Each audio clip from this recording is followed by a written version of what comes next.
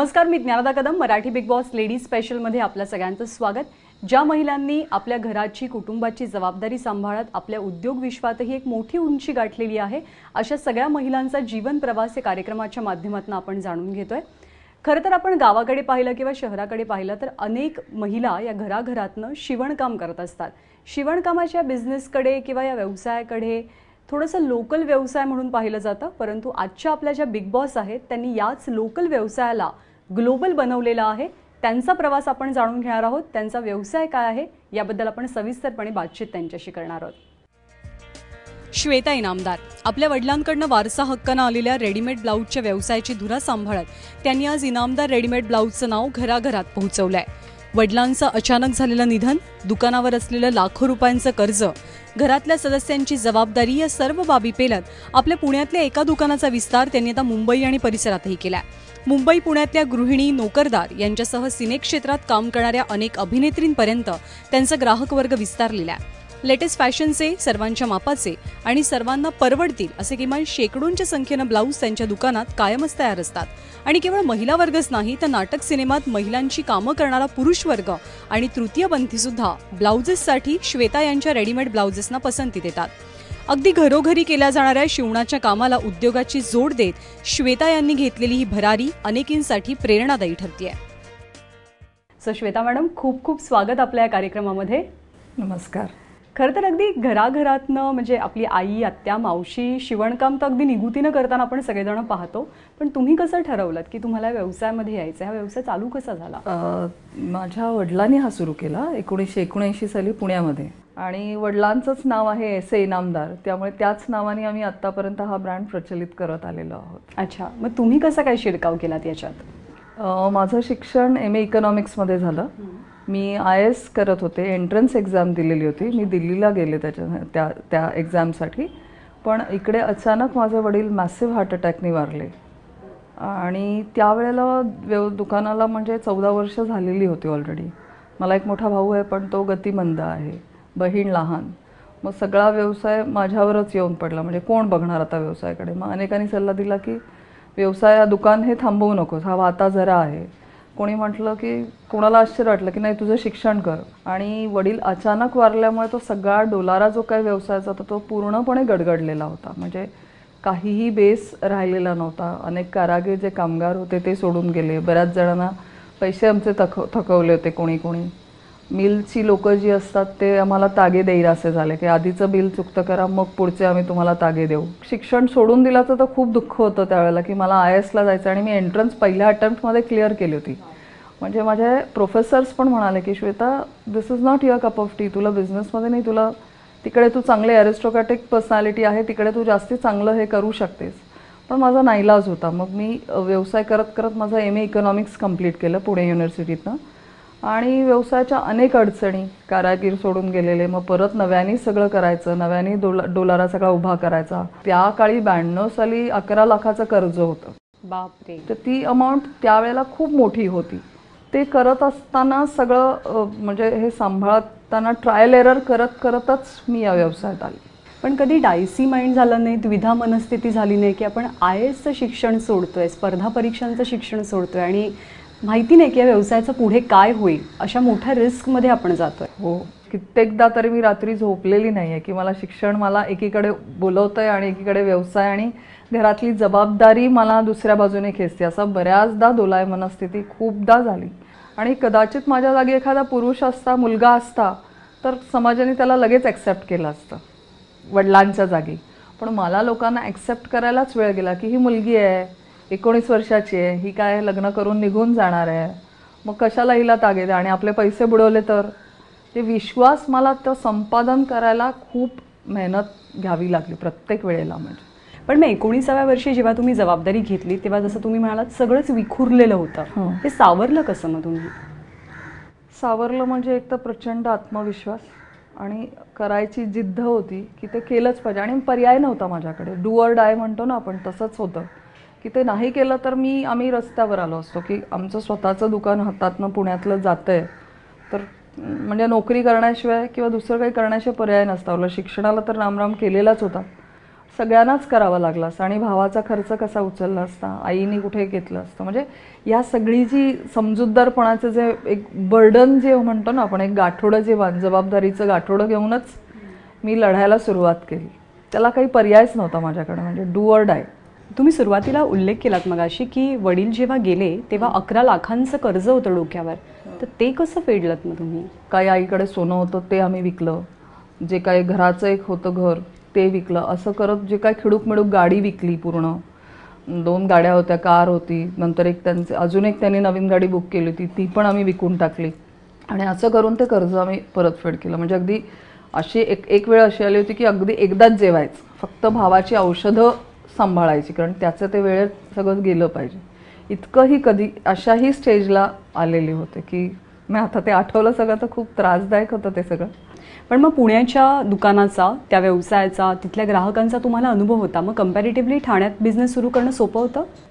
नाही, ठाण्यात म्हणजे सुरू करणं सोपं एवढ्यासाठी नव्हतं कारण ही कन्सेप्टच इकडे नव्हती.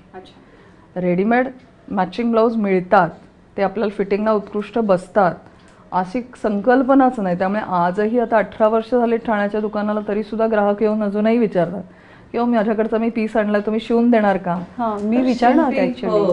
पण शिंपी नाही, आम्ही कस्टमाइज ब्लाऊज नाही बनवत. आमच्याकडे समजा तुम्ही साडी घेऊन आलात तर तुमचं माप घेतलं जातं अंगावर आणि त्याप्रमाणे त्या साडीला सूट होणारे 10 ते 15 व्हरायटीज तुम्हाला दाखवल्या जातात.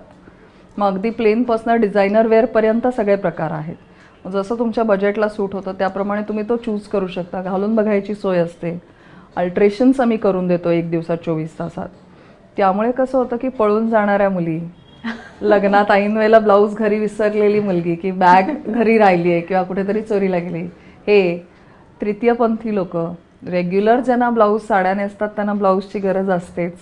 तुमच्या ग्राहकांमध्ये खूप मोठी व्हरायटी आहे, तर तेवढे किस्सेही असतील मग माझ्यामध्ये तुमच्याकडे? हो, किस्से बापरे प्रचंड. म्हणजे एखादा आहे इंटरेस्टिंग? हो, सांगता येईल. म्हणजे मला तुम्हाला तृतीयपंथी लोकांच्या बद्दल जर सांगितलं तर कसं होतं की ही जेव्हा लोक येतात तेव्हा त्या घोळक्यानी येतात. बरोबर. आणि युजली ते दसरा, दिवाळी किंवा गणपती अशा ह्याच्यात येतात. तर ते एकदम आलं की 10-12 जण ते येतात आतमध्ये आणि मग ते घाबरायला होतं. म्हणजे मलाही सुरुवातीला झालं. ते यल्लमा देवीचा त्यांचा जो सण असतो तेव्हा ते आलं, तर आम्हाला वाटलं ते पैसे मागायला आल्यात. पण ते आल्या आणि ते म्हणे नाही हमको ब्लाऊज चाहिए, आप ब्लाऊज दे दो हमें, असं. आणि मग म्हटलं त्यांचं माप कसं घ्यायचं, कोण घेणार काय. पण स्टाफला मी सांगू नाही शकत की तुम्ही माप घ्या, मलाच हे केलं पाहिजे. मग शेवटी मी सगळी भीडभाड सोडून म्हटलं ठीक आहे तुम्ही या. मग मी माप घेतलं आणि एकाला अटेंड केलं. पण आधी मनातनं धाकधूक होती की हे ब्लाऊज घेतील की आपले ब्लाऊज घेऊन निघून जातील पैसे न देता. पण यू विल नॉट बिलीव्ह की ते 15 जण होते. 15 जणांचे जी काय रक्कम झाली ते त्यांनी वर दिली. वर मला म्हणजे ते असं त्यांचं असतं की ओवाळतात आपल्याला आणि आशीर्वाद देतात की तुम्हाला भला होगा, लक्ष्मी हमेशा आपके साथ रहेगी, असं करून ते गेले. म्हणजे मला अंगावर असा काटा येतोय अजून. आणि इतका तो हा प्रसंग होता आणि खूप गर्दी. आणि बाकीचे सगळे ग्राहक ज्या महिला होत्या त्या स्तब्ध झाल्या. खूप सारे सेलिब्रिटीज पण तुमचे क्लायंट आहेत असं आम्ही ऐकू. हो हो हो. म्हणजे त्याच्यात चिन्मयी सुमित आहे, सीमा देशमुख रेग्युलर येते आमच्याकडे, किशोरी अंबिये आहे, उत्तराताई आहे, उत्तरा केळकर, नंतर रीमाताई आहेत, सुहास जोशी येतात ठाण्याच्या ह्याच्यात. म्हणजे ह्या रेग्युलर आमच्या कस्टमर्स. आशा काळे येतात, निर्मिती सावंत रेग्युलर आहेत आणि they are very happy with our services. त्यांना आवडतं ते. फिटिंग्सही पटकन बसतात. नंतर सुकन्या मोने आहेत.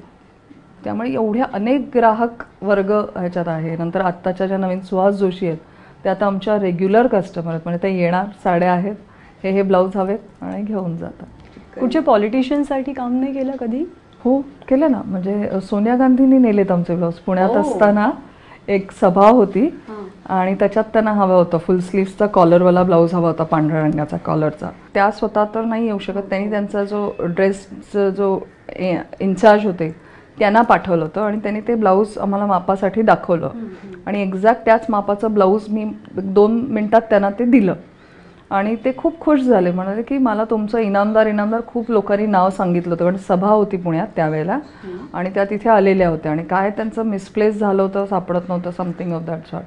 आणि तेव्हा जेव्हा त्यांनी मला सांगितलं की तुम्हाला माहिती आहे का हे ब्लाऊज कोणासाठी जातं आहे, तर म्हटलं नाही. तर तेव्हा त्यांनी त्या ड्रेस डिझायनरनी मला सांगितलं की या सोनिया गांधी घालणार आहेत ब्लाऊज. तर आम्हाला जर काही अभिमानाची गोष्ट होती म्हणजे ती, आणि हे पुण्यात झाला किस्सा तेव्हा की त्यांच्याचपर्यंत आमचा ब्लाऊज गेला आणि त्यांना इतका आनंद झाला की इतक्या 5 मिनिटात मिळालं आहे ब्लाऊज लगेच त्या मापाचं, पाहिजे तो मॅचिंग कलर. तर शी वॉज आणि ही वॉज व्हेरी हॅपी असं झालं ते. पण मग तुम्ही सिरियल्ससाठी पण मोठ्या संख्येनं ब्लाऊज देता? हो, बऱ्याच सिरियल्सना. हो हो, बऱ्याच सिरियल्सना. म्हणजे कारे दुरावा, पुढचं पाऊल, सुहासिनी, देवयानी, बरेच आहेत अशा अनेक मालिका. अगं बाई अरेच्या, टाइमपास, नाटक नंतर आता अलिबाबा 40शीतले चोर. अच्छा. अशा अनेक नाटकांना, मालिकांना जवळजवळ 40-50 मालिका आम्ही केल्या. हिंदीतले काही हे केले. इवन पुरुष कित्येकदा येतात की त्यांना घालायचं एका प्रोग्रामला, ट्रायल घ्यायला लागते. नाही, पण पुरुष ग्राहकाला असं ऑकवर्ड नाही हो वाटत? हो, त्यांना वाटतं ना, माप घेताना आम्हालाही ऑकवर्ड वाटतं, कारण अगदी ते म्हणजे टेपनी माप घ्यायचं म्हणजे इट इज व्हेरी डिफिकल्ट. आणि मग ते सकृतदर्शनी म्हणून त्यांच्या मिसेस असतात बरोबर, कोणी आईला घेऊन येतं, बरोबर घेऊन येतात. मग बाबा तुम्ही माप घेऊन सांगा आणि मग देतात, ट्रायल करून बघतात. इतकं हे आहे.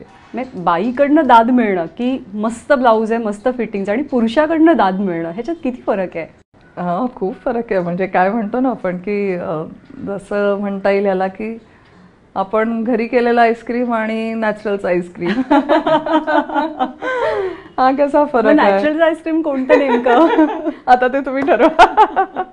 पण म्हणजे हा जो भाग आहे तो नक्कीच हे करतो की जेव्हा बरेच प्रोफेसर्स कॉलेजमधले हल्ली जोगवा कार्यक्रमात वगैरे ते ऑर्गनाईज करतात, किंवा ललित कला मंडळ असतं वेगवेगळ्या ठिकाणी, जसे नाटकाचे प्रयोग वगैरे, मग त्यांना पण ब्लाऊज लागत असतात.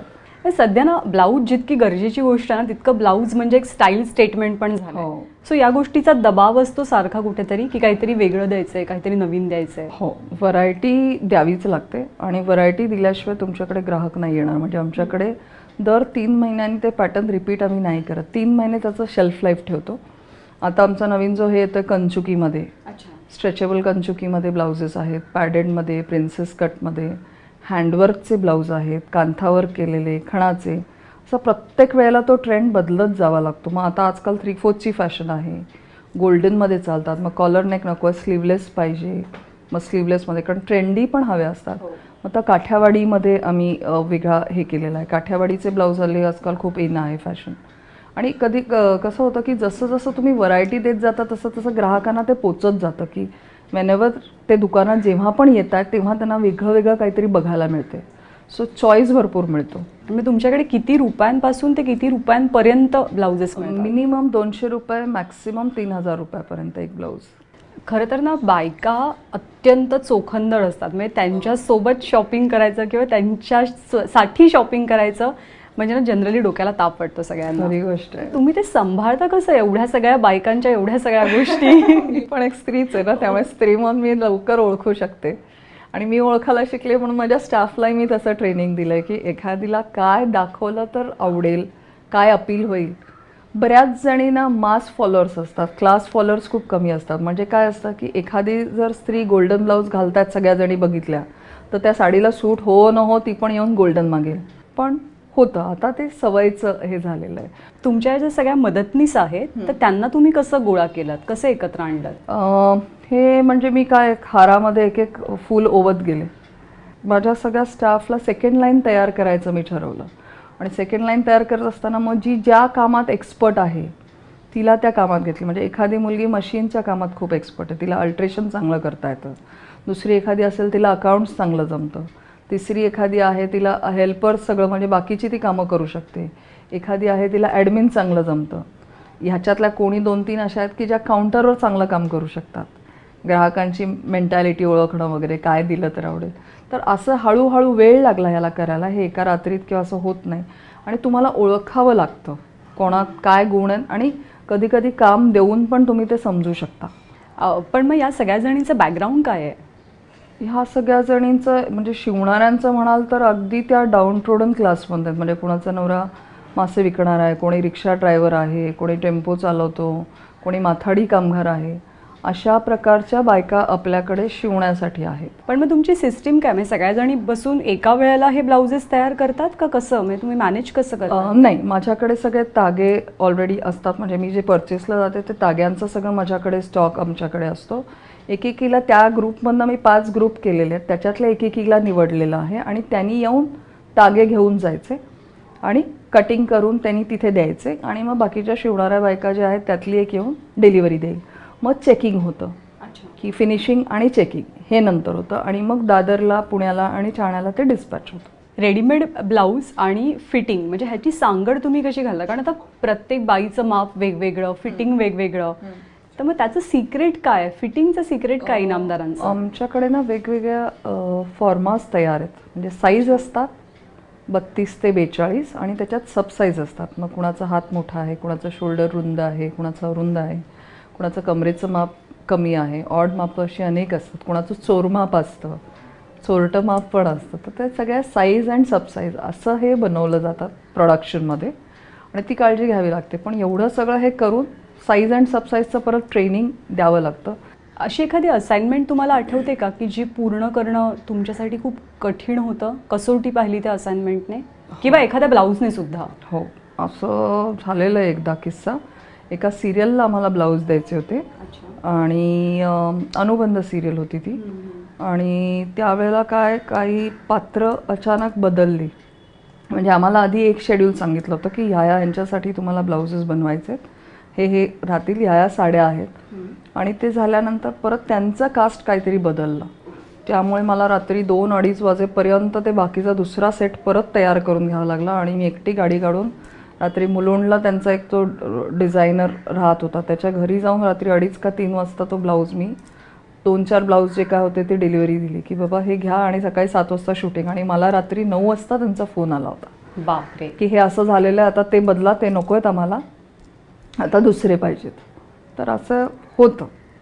शिवणकाम खरं तर असं आहे ना की प्रत्येक घरातली बाई करत असते. म्हणजे खूप साऱ्या मुली ज्या असतात त्या एक बिझनेस म्हणून पण ह्याच्याकडे वळायला पाहतात. तर तुमच्यासोबत जर का त्यांना काम करायचं असेल अशा अनेक महिलांना, तर त्यांना काय करायला लागेल?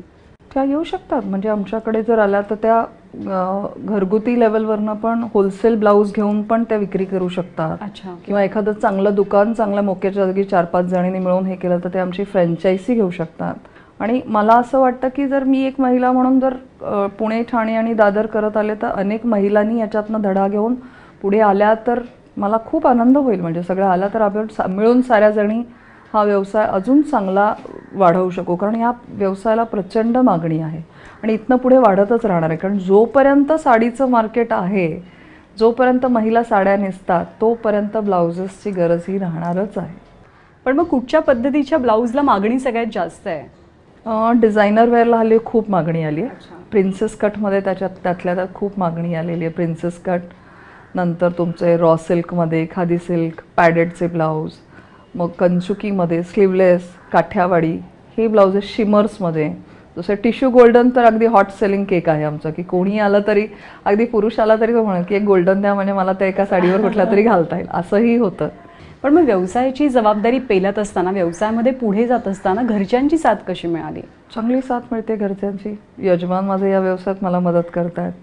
मुलगी आता येऊ पाहते. म्हणजे सासरकडची मंडळी खूप चांगली आहेत, ज्यांनी मला आजही श्वेता इनामदार म्हणून ॲक्सेप्ट केलं. मी जरी जोशी आडनाव लावत नसले तरी त्यांनी मला तिथे ॲक्सेप्ट केलं आणि त्या सगळ्यांनी मला पाठिंबा चांगला दिला की कुठल्याही सणासुदीला मी एकाही ह्याला अटेंड करू शकत नाही, गणपतीला जाऊ शकत नाही किंवा दिवाळीत मी घरी बसून फराळ नाही करू शकत तयार, तर माझ्या सासूबाई करून पाठवतात किंवा सासरे येतात घेऊन की नाही तुमचं दिवाळी अशी साजरी करा. कारण हे जे सीझनमध्ये अजिबातच वेळ नसतो आणि मी अनेकदा अनेक लग्न चुकवलेली आहेत, कुठल्याही कार्यक्रमांना जाऊ शकत नाही. तर नातेवाईकांनाही ते आता ॲक्सेप्ट झालेलं आहे की बाबा श्वेता अशा कार्यक्रमांना नाही येऊ शकणार. सो त्यांनी ती मान्यता दिलेली आणि त्याच्या बरोबरीने आपण म्हणू की कर्तृत्व कुठेतरी दिसलं की मग ते काय म्हणतो आपण, ते आपोआप हे होतं की नाही कर्तृत्वाला पण ज्या मान म्हणूया आपण देत आहेत लोक सगळे. खरं तर बरेच प्रश्न आहेत, पण आपल्याकडे वेळ कमी असल्यामुळे आपण एक छोटासा रॅपिड फायर राऊंड घेऊयात. तुमच्या आयुष्यातला सगळ्यात कठीण क्षण कुठचा होता आतापर्यंतचा? माझे बाबा गेले, तो वडील वारले, तो सगळ्यात कठीण क्षण होता. कारण अचानक ते आज आहेत, पहाटे आम्ही एकत्र भेटतोय आणि 9 वाजता ते सकाळी जात आहेत. ते ॲक्सेप्ट करणं फार त्रासदायक होतं.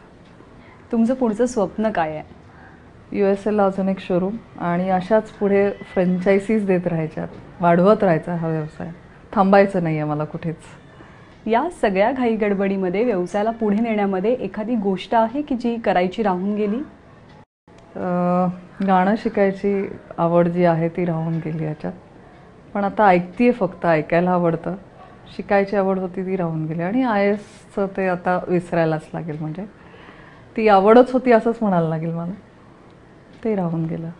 श्वेता इनामदारांचा सक्सेस मंत्र काय आहे? कुठलंही काम पार्ट टाईम करू नका. जे करायचं ते 100% स्वतःला झोकून देऊन करा. तुम्हाला यश नक्कीच मिळेल. तुम्हाला यशाच्या मागे धावायला लागत नाही, यश आपोआप तुमच्या मागे येतं. क्या बात आहे. आज खूप छान वाटलं भेटून आणि तुमच्याशी गप्पा मारून, आणि खूप इन्स्पिरेशनल स्टोरी आहे तुमची, आणि ही एक छोटीशी भेट आठवण म्हणून आमच्या सगळ्या टीमच्या वतीनं. Thank you very much. मलाही खूप आनंद झाला. मी तुमची सगळ्यांची खूप आभारी आहे की तुम्ही माझी सक्सेस स्टोरी आज प्रमोट करताय, आणि ह्याच्यातनं नक्कीच this is a feather in my cap. Thank you. तर कुठलाही व्यवसाय हा छोटा कधीही नसतो. त्या व्यवसायाला तुम्ही पुढे कसं वाढवता, लोकलचं ग्लोबल स्वरूप कसं त्याला प्राप्त करून देता, ही गोष्ट खूप महत्त्वाची आहे. आजच्या एपिसोडमध्ये आपण इथेच थांबतोय, पण अजून बऱ्याच मराठी उद्योजकांशी आपल्याला बातचीत करायची आहे, त्यांची स्टोरी जाणून घ्यायची आहे. त्यामुळे बघत राहा Marathi big boss ladies special.